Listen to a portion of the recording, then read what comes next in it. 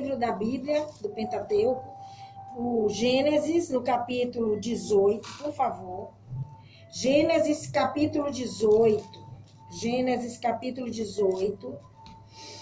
Nós vamos falar sobre o nosso patriarca, sobre esse momento ímpar na vida dele, um momento em que a promessa foi reafirmada mais uma vez na vida de Abraão. Gênesis 18, eu vou ler alguns versículos, a partir do versículo 7.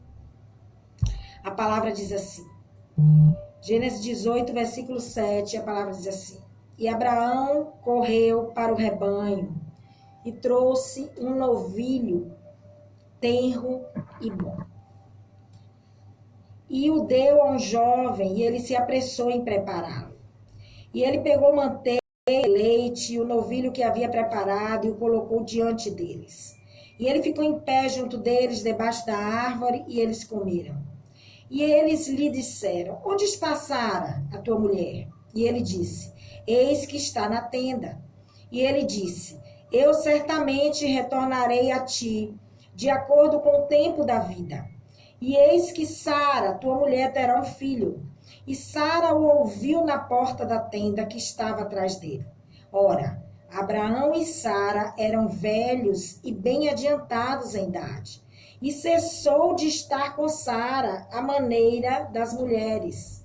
Por isso Sara riu dentro de si, dizendo, depois de tão envelhecida, eu terei prazer e o meu senhor sendo também velho? E o Senhor disse a Abraão, por que Sara riu, Abraão? Dizendo, é verdade que eu, que sou velha, gerarei uma criança? Abraão, há alguma coisa difícil demais para o Senhor? No tempo determinado, eu retornarei a ti, e de acordo com o tempo de vida, e Sara terá um filho. Até aí. Versículo 7 até o versículo 14. Nós encontramos Abraão sentado à porta da tenda, né? A Bíblia diz que ele estava num lugar, essa tenda ela ficava nas planícies de Manre. Eu acho que a pronúncia é essa, Manre ou Manre, mas eu acredito que seja Manre. Nas planícies de Manre. E de repente, do nada, 3 homens apareceram diante de Abraão. 3 homens surgiram diante dele. E quando Abraão ele contemplou aqueles homens, a primeira coisa que ele fez foi se curvar diante daquela visita, daquela visitação ali. Imediatamente ele se curvou. Eu preciso lembrar aqui que esse lugar, essa planície de Manre, ele não era um lugar qualquer. A planície de Manre era um lugar de adoração, viu? Era um lugar, era um santuário, né? Era mais um lugar onde Abraão havia erguido um altar para Deus. Porque o Abraão, ele era assim, a trajetória do Abraão, ele era de altar em altar, tá? Todo lugar que Abraão parava, que ele parava para pousar, ele erguia um altar para adorar a Deus, né? A vida de Abraão, ela migrava de altar em altar. E ali havia um altar para Deus. Então, o lugar que ele estava, a primeira coisa, era um lugar santo. Era um lugar de adoração. Né? E no momento em que aqueles homens apareceram ali, Abraão, ele se curvou e tudo que ele estava fazendo, né? Tudo que ele estava fazendo, ou tudo que ele iria fazer, foi jogado para o segundo plano, né? Foi delegado ao segundo plano. O que foi que Abraão fez? Ele imediatamente, ele começou a servir, né, aqueles homens. No momento em que Abraão recebeu a visita daqueles homens, no momento em que Abraão foi surpreendido com aquela visitação, presta atenção no que Deus está falando aqui. Tudo que ele estava fazendo deixou de ser importante. Tudo aquilo, todos os afazeres dele deixaram de ser importantes. Por quê? Porque o humano, naquele momento, gente, o humano, ele se fundiu com o divino.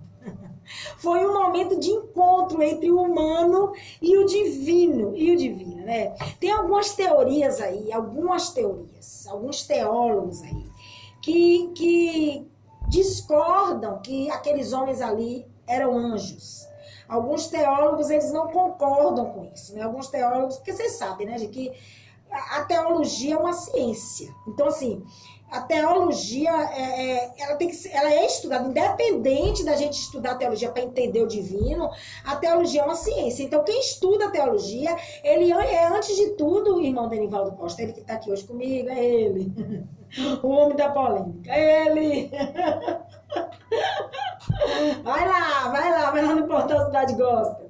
Vai lá ver o programa Cidade.com de sábado passado. Então, assim, a teologia, as pessoas têm que entender que todo teólogo, ele é, antes de tudo, um investigador.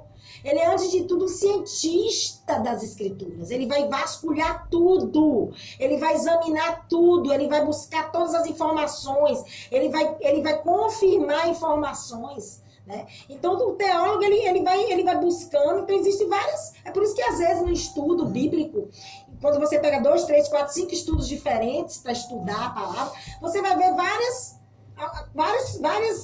suposições. Alguns têm suposições diferentes e alguns têm suposições diferentes que chegam no mesmo denominador, mas são vários estudos. Então, assim, muitos teólogos, eles não concordam que aqueles homens ali eram anjos. Só que nós vivemos, né?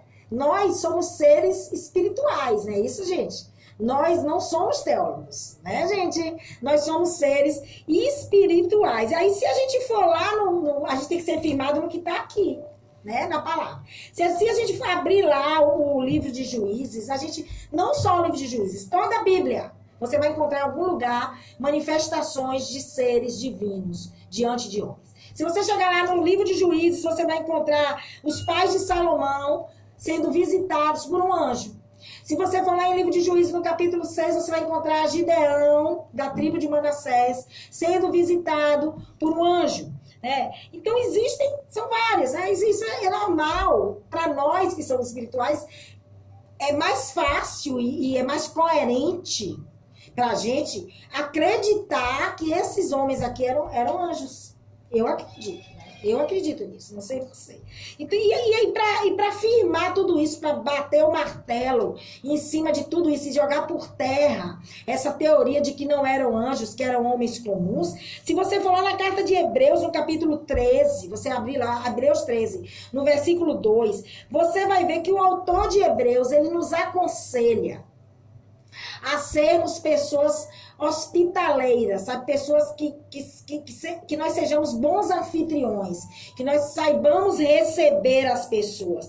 Por quê? Porque muitos, o autor de Hebreus, ele cita, sejam hospitaleiros, porque muitos já haviam hospedado anjos sem saberem. O autor de Hebreus, lá no Novo Testamento, ele fala isso. Então, querido, tudo isso, todas essas teorias de que aqueles homens ali não eram anjos, isso para mim não condiz, né, com o que a palavra está dizendo. Até porque a palavra, em vários momentos aqui do que nós lemos, no versículo 13, a palavra é muito clara. E o Senhor disse a Abraão, né? E então não se tratava do homem, não se tratava de um homem, né? O fato é que essa visitação aí divina foi o início da adoração lá no Monte Hebron, né? Foi o início da adoração a Deus no Monte Hebron, e ela confirmou também o pacto abraâmico, confirmou a promessa e ainda avisou Abraão sobre o julgamento que seria imposto sobre a cidade de Sodoma e todas as cidades circunvizinhas. Cidade de Sodoma, de Gomorra, todas as cidades circunvizinhas, né? Porque nós já sabemos, eu vou só repetir aqui o que você já sabe, que Deus, querido, ele não faz nada sem que antes ele tenha revelado aos seus profetas. Pode ter certeza. Deus tem profetas específicos. Deus já tem exatamente o profeta que ele vai entregar a revelação antes que a coisa aconteça. Então, a Bíblia diz que Deus não faz nada sem antes revelar os seus profetas. Então, o que Deus fez? Enviou aqueles anjos ali com inúmeros propósitos, né? Os propósitos daqueles homens ali, além de ser uma concretização do pacto, a confirmação do pacto abraâmico, foi também para alertar Abraão acerca do que viria sobre a cidade de Sodoma e Gomorra, né? A Bíblia diz que Quando Abraão, ele recebeu aqueles homens ali, depois que ele se inclinou, depois que ele cumprimentou com todo o respeito devido àqueles homens, ele se apressou em servir aqueles homens, né? Aí foi o que ele fez, ele foi lá, solicitou a Sara, isso está um pouquinho antes do que a gente leu, solicitou que Sara preparasse pães, né? Ele disse, ó, Sara, vai lá, começa a fazer farinha, começa a providenciar pães, assar pães, pediu ao servo dele para sacrificar o melhor novilho, né? O próprio Abraão, na verdade, ele foi lá no rebanho, pegou o novilho, o melhor novilho que ele tinha, foi lá e mandou sacrificar para servir aqueles homens, e o banquete ele foi servido. Ele foi servido. Só que a Bíblia diz, querido, que Abraão, ele não se sentou com aqueles homens. A Bíblia diz que enquanto aqueles homens comiam, o Abraão, o patriarca, o pai da fé, o homem de Deus, o pai das nações, ele ficou em pé. Ele ficou em pé enquanto as visitas, enquanto os anjos se alimentavam, enquanto aqueles homens se alimentavam. Por quê, né, gente? Por que será, né? Por que Abraão ele não se assentou com aqueles homens? Por que ele só ficou ali em pé, contemplando eles comerem, né? Tem um teólogo que eu gosto muito de citar ele aqui, o John Gill, ele diz que naquela época, se o anfitrião se sentasse junto com os convidados, enquanto eles comiam, era um desrespeito, era descortês da parte do anfitrião, era uma falta de consideração, vou colocar essa palavra aqui que eu acho que nem é isso, não. Uma falta de cortesia, sabe, da parte do anfitrião, se sentar aos convidados enquanto eles comiam. Então, o que é que o anfitrião fazia? Ele ficava em pé, apenas observando e preparado para servir. O Abraão, ele estava ali em pé, pronto, esperando qualquer solicitação da parte dos convidados. Na verdade, o Abraão ali, ele estava como uma espécie de garçom daquele povo ali, né? O pai da fé, né? O grande homem de Deus, né? Ele estava ali para servir. Isso aí Deus já está falando comigo e com você, né, querido? Que não é porque você é homem de Deus, mulher de Deus, não é porque você é pastor, não é porque você é missionário, não é porque você tem igreja, não é porque você é isso, você é aquilo, você é um grande pregador. Não é por isso que você não pode servir, muito pelo contrário, viu, querido? Muito pelo contrário, Jesus já nos ensina isso, né? Jesus nos diz, né? Que quando ele vai lá lavar os pés dos discípulos, os discípulos não entendem aquele negócio, né? Porque Jesus era o grande, aos olhos deles e era, na verdade. Mas Jesus nunca se colocou como grande, viu, querido? Então isso aqui Deus já está ensinando para mim e para você. Abraão não teve problema nenhum em servir aqueles homens, nenhum. A vaidade dele não se manifestou em momento nenhum, né? Ele fez aquele papel ali de servo. Naquele tempo ali, a sociedade, ela valorizava muito essa arte de receber. A sociedade, ela valorizava muito a arte de hospedar as pessoas, né? E esse contexto aqui, ele nos ensina, né? Que nós devemos ser hospitaleiros, que nós devemos ter essa atitude, né? De receber pessoas com honra, né? De saber receber as pessoas. Apesar de que hoje em dia está até meio difícil isso, né? Porque as pessoas, elas perderam o senso, perderam a noção das coisas. A pessoa você convida para um copo d'água e fica até de noite na sua casa. A pessoa chega na sua casa para fazer uma oração com você e não quer mais ir embora. As pessoas perderam os limites, né? As pessoas hoje se tornaram inconvenientes, infelizmente, né? Infelizmente. As pessoas, para não dizer mal educadas, né? Para não usar isso aqui. Então, quando ele está ali em pé, à disposição daqueles homens, num rompante, de repente, eles questionam Abraão sobre Sara. Eles perguntam a Abraão sobre Sara, né? Eles chegam para ele assim, Abraão, cadê Sara? Né? Para quê, né, gente? Eles queriam saber de Sara, porque era até inconveniente, viu, gente? Não era de bom tom que os homens perguntassem aos esposos, aos maridos, pela esposa. Era inconveniente, não era uma coisa comum, né? Era uma coisa que era fora do normal, um homem perguntar pela esposa de um outro homem. Mas eles perguntam. Por aí você tira, né? É mais uma evidência que aqueles homens ali não eram homens humanos, não eram, ali eram seres divinos. Eles não iam eles não iam pela lógica mundana, pela lógica não. Eles estavam ali com um objetivo. Havia uma missão para aqueles homens ali, né? Havia uma missão.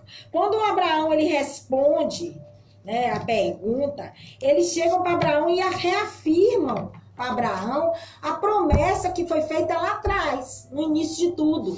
Lá em Gênesis 12, quando Deus convoca Abraão, né?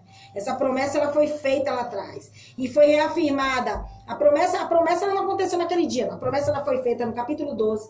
Foi reafirmada no capítulo 15. No capítulo 17. E agora Deus, mais uma vez, ele estava confirmando a promessa. Só que agora, essa confirmação, ela estava chegando com prazo. Essa confirmação estava chegando com data para ser entregue. Essa confirmação estava chegando com data para acontecer. E aí a Bíblia diz que quando Sara ela ouviu aquilo, quando ela ouviu o que foi dito ali, ela estava escondida ali atrás da porta. Quando ela escutou, ela riu. Ela riu para si mesma, ela deu aquele risinho dentro do íntimo dela. Ela riu. E não foi uma gargalhada, viu, gente? Foi um sorriso. Um sorriso, sabe, dentro dela. Né? Por aí é mais um motivo que aqueles homens ali eram anjos, porque ela não riu alto. Mas eles viram o riso de Sara, né? Eles viram. Né? A gente, às vezes, a gente costuma focar muito nesse riso de Sara, né? Na incredulidade de Sara, mas a gente esquece que o próprio Abraão, ele também, em algum momento, ele riu, em algum momento, ele também duvidou. Se você for lá no capítulo 17, um pouquinho antes, capítulo 17, versículo 17, a Bíblia diz assim, ó, Abraão caiu sobre sua face e riu. Deus tinha acabado de dizer a Abraão que Sara seria mãe de nações, né? E aí Abraão, ele caiu sobre sua face e riu e disse no seu coração, nascerá um filho aquele que tem 100 anos de idade e gerará Sara com 90 anos de idade. Então, a gente olha muito para esse riso de Sara, a gente critica muito a Sara, mas o próprio pai da fé, o próprio Abraão, ele no capítulo 17, ele também duvidou, né? Quando Deus falou, né? Ele duvidou, ele questionou a promessa, né? Aí a gente traz o exemplo de Sara, o exemplo de Abraão, para a nossa realidade, para a nossa vida. Né? Quantas vezes, eu pergunte para você mesmo, eu estou perguntando para mim mesmo, quantas vezes nós recebemos de Deus promessas que aos nossos olhos são impossíveis de acontecer? Né? Promessas que aos nossos olhos não há mínima condição de se realizarem na nossa vida. E nós agimos igualzinho. Agiram Sara e Abraão, igualzinho. Nós rimos, né, daquilo que Deus fala. A gente não dá atenção para aquilo que Deus fala. A gente duvida. Quantas vezes Deus fala sobre ao nosso coração, sobre uma promessa, nós olhamos ao nosso redor e pensamos, isso é doideira, isso é loucura. Isso não vai acontecer, porque não tem condição de acontecer, né? Sabe por que você age assim, querido? Sabe por que eu ajo assim? Sabe por que nós cristãos agimos assim? Porque nós não conseguimos viver da maneira que Deus nos ensina. E qual é a maneira que Deus nos ensina? Viver pela fé. A gente não vive por fé. A gente vive por vista. O problema nosso é esse. A gente vive guiado pelo aquilo que a gente está vendo. A gente vive de acordo com a circunstância boa, a circunstância ruim. A gente não vive por fé, né? Não vive. Assim como Sara, né? E Abraão, nesse contexto aqui, eles não estavam vivendo por fé. Eles estavam vivendo por vista. Essa promessa aqui para eles, diante do que estava acontecendo, não iria acontecer, sabe?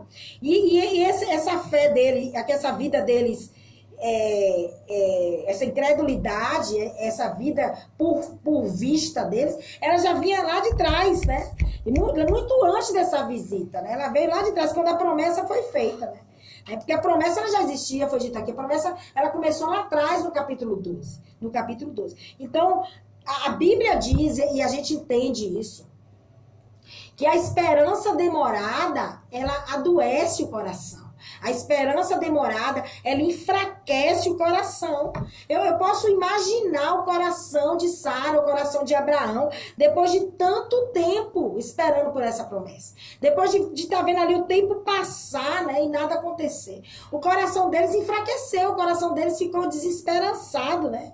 A prova disso foi a atitude que ela teve, porque quando Sara entregou Agar para Abraão, aquela atitude impulsiva dela, porque ela é atitude de desesperança, ela já não tinha mais esperança de ter um filho. Ela foi lá, pegou a serva dela, egípcia, entregou para Abraão para que a serva gerasse um filho em Abraão.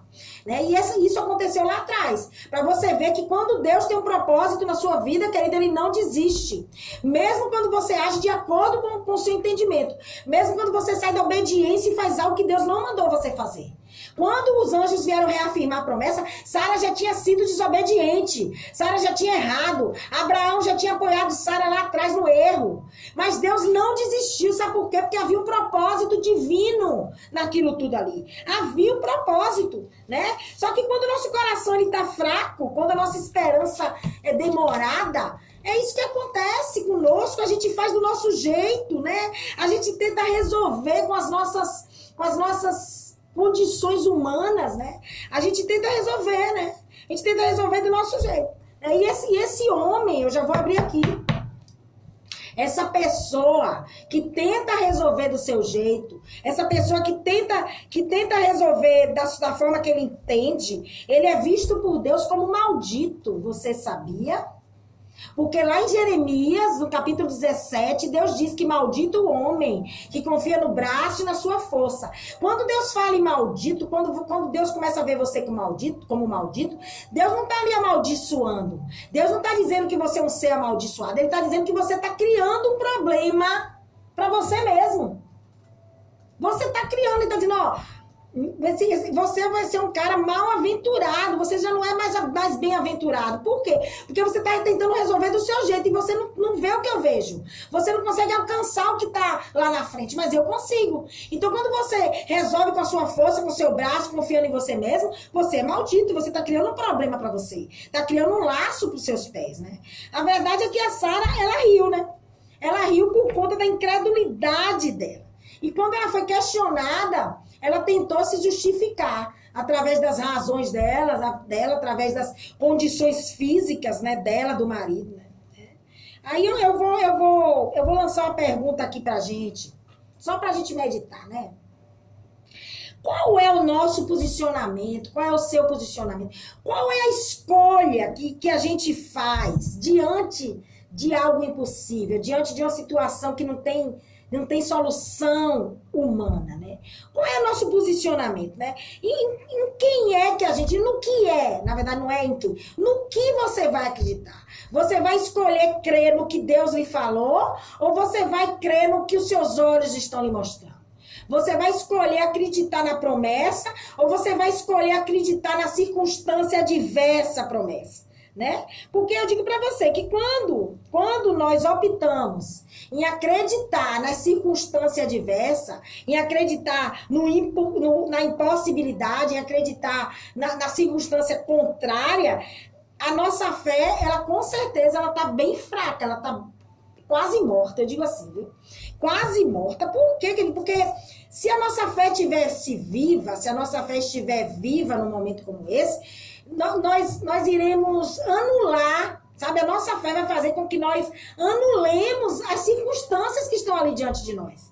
Aquelas circunstâncias ali, elas não vão interferir na nossa fé, não vão interferir na nossa confiança, não vão interferir naquilo que Deus disse pra gente. É uma fé viva. Mas quando você deixa que a circunstância mudem essa certeza, é porque a sua fé, ela tá fraca, ela tá morta, né? E aí Deus, ele chega para Sara, né? Quando ela se justifica, quando ela começa a se justificar diante do injustificável, né? Ele chega para dizer assim, ó, lembre que para Deus, querida, nada é impossível, né? É a mesma coisa que Deus fala para mim e para você, né? Quando a gente está diante de uma incredulidade, Deus diz a mesma coisa. É sempre bom você trazer à memória o que Deus fala com você, porque isso é um versículo que a gente cita muito. Para Deus nada é impossível. Para Deus nada é impossível. Para Deus nada é impossível. Mas dificilmente a gente aplica isso quando a gente está num momento difícil. Às vezes a gente está num momento difícil e a gente não lembra disso. A gente não lembra de algo que a gente fica o tempo todo aí soltando. É muito fácil, né? Você soltar a palavra, mas você tem que tomar posse daquilo que você fala, né? Tem que tomar posse, né? Eu digo para você, querida, que para Deus nada é impossível mesmo. Nada, porque quando Deus, ele tem algo para fazer na sua vida, ele faz. Ninguém nem nada pode impedir o agir de Deus, impedir o mover de Deus na minha vida. Nem os nossos obstáculos que nós mesmos colocamos, né? Diante da impossibilidade, podem impedir o propósito de Deus de se cumprir. Não pode, né? Independente da situação que você esteja, seja ela favorável ou desfavorável, independente das dificuldades, existe um propósito divino sobre você. E ele tem que acontecer, né? Porque todos nós, querido, não sei se eu acredito que você saiba disso, todo mundo, ninguém vem aqui a passeio. Todos nós temos e nascemos com propósitos embutidos, propósitos a serem alcançados, propósitos a serem conquistados, né? Aí eu vou pegar isso aqui, a nossa Bíblia, nosso livro, nosso guia, né? Nossa bússola de vida. E vou citar aqui algumas testemunhas, né? Dessa imensa nuvem que tem aqui, de pessoas que nasceram com propósitos, né? Se você for lá no comecinho, a primeira coisa que você vai encontrar é Noé, né? O propósito de Noé era qual? Noé tinha que construir uma arca, salvar a família dele e repovoar a terra. Era o propósito dele. Depois veio o Moisés. Moisés tinha o propósito de libertar o povo do Egito e conduzir o povo no deserto. Depois veio Josué, que tinha como propósito, como missão, introduzir o povo na terra prometida. Aí vem Davi. Qual era o propósito de Davi, missionário? Estabelecer um reino forte, né? Um reino seguro. Um reino, sabe? Um reino fortalecido. A internet não tá vendo? É que o vídeo não tá. Um reino forte, sabe? O Davi, ele tinha esse propósito. Depois vem Salomão, né? O propósito de Salomão era construir o templo do Senhor, né? Lá em Jerusalém. Esse era o propósito dele. Neemias já é diferente. Neemias, ele tinha que reconstruir os muros que foram derrubados de Jerusalém. Reconstruir os muros e reconstruir também a vida... Aqui não tá aparecendo, não. A vida, mas tá rolando. A vida espiritual do povo de Deus, né? Esse era o propósito de Neemias. Aí vem João, o João Batista. Qual era o propósito de João, né? Porque, coitado de João, né? Morreu cedo, João, né? Mas ele fez, o propósito dele se cumpriu, querido. O propósito de João era abrir o caminho pro Messias. Esse era o propósito. Depois vem Pedro, que o propósito dele era abrir a porta da igreja, era levar o evangelho para todos os gentios, todos os judeus, firmar a igreja de Deus na terra. Depois vem Paulo, que tinha o propósito de levar a palavra para todas as nações. E por fim vem Abraão. Vamos voltar o início de tudo. Qual era o propósito de Abraão, missionária? Era nos trazer para onde estamos hoje. Onde é que você está hoje? Hoje você é nação santa, querido. Hoje você é nação separada. Hoje você é nação escolhida. Hoje você é filha do pai da fé, né? Você foi gerada de um pacto feito lá atrás. Então tem propósitos. Todos nós temos. Todos nós, eu tenho, o irmão Denivaldo tem. Você que está aí do outro lado, Cidade FM 87.9 tem. Você do Caminho de Sabedoria tem. Você que está no Facebook, Ivana Lima tem. Você que está no aplicativo da Rádio Cidade tem. Todo mundo tem propósito embutido, né? Todo mundo tem propósito. Agora, no decorrer do caminho, é normal, eu quero dizer para você, não deixa o acusador confundir a sua mente. É normal que você sinta desânimo, é normal você enfraquecer a sua esperança, é normal que você até duvide, não é o ideal. O ideal não é você duvidar. O ideal é você se manter firme em Deus, firme no que Deus lhe falou. Mas pode acontecer de você duvidar. Aconteceu com o cara, com o pai da fé. Aconteceu com o pai da fé. Será que você não pode passar por isso? Claro que pode. Deus sabe, Ele entende, certo? Só que aí o que Deus faz? Ele traz uma mensagem dessa para dizer para mim e para você, para dizer para a igreja na terra, que a promessa, ela continua de pé. A promessa, ela não foi anulada, não foi anulada a promessa, não foi anulada. E mais, ele está dizendo para você, não se preocupe com o tempo não, porque nada está atrasado, nada. Tá tudo dentro do cronograma de Deus, tá tudo dentro do plano divino, né? Apesar de que a gente não entende, né? Apesar de que tem muitas coisas que estão acontecendo ao nosso redor que nós não estamos entendendo, não estamos conseguindo entender, né? Por quê? Porque o tempo tá passando, né? Você tá ficando velho. É um dia, todo dia a mesma coisa, né? Todo dia ela faz tudo sempre igual. Tem um negócio aí do mundo, né? Eu vou citar aqui, não é nada demais, não. Quando tem poesia, a gente pode até lembrar, né? Quando é música de verdade, quando é lixo, não. Quando é lixo, você deleta, né, querido? Mas quando é poesia, né, não faz mal lembrar, não, viu, querido? Deixa de religiosidade. Então, assim, todo dia você faz tudo igual, todo dia acontece tudo a mesma coisa, nada muda, mas tem uma promessa, né? Deus me disse que eu vou gerar, Deus disse que isso vai acontecer, Deus disse que vai nascer esse projeto, Deus disse que vai acontecer esse propósito na minha vida, mas eu tô ficando velho, o tempo tá passando, daqui um dia eu não vou ter mais força, daqui um dia eu não vou ter o mesmo ânimo, não vou ter mais o mesmo vigor, como é que vai ser isso? Daqui um dia as condições vão ficar mais precárias, como é que vai ser isso? E mais, às vezes, sabe, aos nossos olhos, a gente já tá pronto para receber. E pode acontecer de você já estar pronto, viu, querido? Eu não vou tirar isso, não. Pode acontecer. Só que a gente tem que entender uma coisa. Quando Deus tem um propósito divino, esse propósito, ele nunca é singular, ele nunca é egoísta.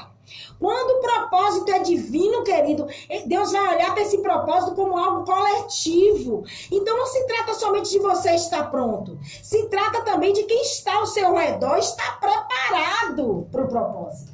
Por quê? Porque Deus sabe que quando acontece um milagre, muitas mudanças acontecem naturalmente por conta do milagre. Então não se trata somente de você estar pronto, não se trata somente de você estar preparado, se trata de todo mundo ao seu redor estar preparado, se trata do ambiente que você está inserido, estar preparado, né? Porque dependendo da promessa, vai mexer em muita coisa, vai mexer na logística de muita gente, então tudo tem que estar preparado. Deus não faz nada à toa não, querido. Deus, ele é muito sucinto, ele é muito correto, ele é muito diligente nos propósitos dele. Deus não deixa pontas soltas, não, meu amor. Quem deixa é o homem, né? Às vezes a gente tá pronto, mas o ambiente não tá. Não tá. É por isso, querido, que nada pode acontecer fora do tempo de Deus. Nada pode acontecer fora do tempo dele, né? Quando se trata de propósito divino, a coisa é estreita, é muito estreita, né? Deus não vai efetuar o propósito sem antes preparar a casa, arrumar a casa, preparar o cenário. Quando Deus criou, lá no começo de tudo, no comecinho, quando Deus criou tudo, ele foi lá, ele criou tudo, ele criou a luz, ele criou a noite, ele criou os animais, ele criou a vegetação, ele foi criando os peixes, foi criando. A última coisa que ele fez foi criar o propósito, foi confirmar o propósito. Primeiro ele arrumou o jardim. Primeiro ele criou tudo que pudesse, sabe, ficar alinhado com a criatura. Ele foi lá, preparou todo o cenário para receber Adão, para receber Eva. Deus não foi lá e fez primeiro Adão, a criatura, para depois o propósito, para depois arrumar a casa. Deus não trabalha desse jeito não, querido. Primeiro Deus vai arrumar tudo ao seu redor e tudo dentro de você também. Porque você tem que estar pronto, você tem que estar preparado, você tem que estar com suas emoções, sabe, alinhadas para receber o propósito. Deus primeiro fez, arrumou o mundo todo, criou todas as coisas. E por último, ele foi lá e criou o propósito original, que era a imagem e semelhança dele, né? Então eu vou dizer agora para você, viu? Para encerrar, que já são 3h53. Não ria daquilo que Deus lhe prometeu. Não duvide daquilo que Deus lhe prometeu. Não ache que você já está passado, né? Que você já está virando o cabo da boa esperança e que não vai dar mais tempo de fazer nada, nem de aproveitar a promessa. Não pense desse jeito. Você só tem que esperar, você só tem que confiar, você só tem que ficar aí, ó, quietinho, sabe? Aguardando o momento certo. Porque quando você menos esperar, querido, um anjo vai se materializar diante de você. E você vai receber a maior graça da sua vida, assim como Sara recebeu, né? E mais, você vai poder contemplar e viver uma experiência que você jamais viveu. Então, por favor, isso aí se chama confiar em Deus. Não ria da promessa, não. Eu sei que é difícil, tem coisas que Deus promete a gente que a gente fica assim, né? Dizendo assim, meu Deus, não, é coisa da gente, acha até que é a gente, né? A gente faz prova com Deus, né? A gente fica ali o tempo todo dizendo, Deus me dá um sinal, me dá, lembra de Gideão? Gideão ontem chegou lá e disse assim, ó, Gideão, você foi chamado para ser libertador de Israel, você vai libertar a nação de Israel dos midianitas, dessa usurpação, desse roubo, dessa humilhação. Aí Gideão para e diz assim, eu preciso de um sinal. Eu preciso ensinar. Por quê? Porque Gideão era pequenininho. Gideão era da menor tribo. Gideão se sentia incapaz. Gideão não via porque Deus tinha escolhido ele. Mas Deus escolheu ele. Quando Deus tem um propósito na sua vida, querido, ninguém muda. O homem não muda. A circunstância contrária não muda. A situação não muda. E nem você muda. Você pode até atrasar, né? Porque a nossa cegueira, a nossa incredulidade, ela faz a gente atrasar o propósito às vezes, né? Ela faz a gente estender o processo, né, que Deus está fazendo com a gente. E aí o propósito ele tem que ser, né? Tem que esperar um pouquinho para acontecer, né? Porque você não está deixando Deus tratar, mas vai acontecer, né? Se Deus falou, vai acontecer. Amém? São 3 horas e 55 minutos. Eu encerro aqui o programa Caminhando de Sabedoria. Vai lá, compartilha. Logo mais vai estar no YouTube Missionária Ivana Lima. Se inscreve lá no canal, por favor, compartilha isso, porque tem muita gente que tá aí já desesperançada. Tem gente que tá dizendo assim, já tô velho, já tá pedindo até pra morrer, porque não vai ver a promessa, né? Isso não vai acontecer, não. Então tá precisando de uma injeção de ânimo e você pode ser canal de Deus pra isso. Amém? Muito obrigada. Tá vindo aí a Bispa Elisa Oliveira com o programa Encontro de Fé do Ministério Apostólico Apacentai. Logo mais estaremos, né, lá no Ministério Apostólico Monte de Jerezinha, meu ministério, vai lá ouvir um culto, ouvir uma palavra da parte de Deus. Hoje é dia de culto de doutrina, o apóstolo está lá, vai estar ministrando a palavra, estaremos lá, Avenida Mariquitério 59, Brasília. Um abraço, até amanhã, se Deus permitir, se Deus quiser. Um abraço.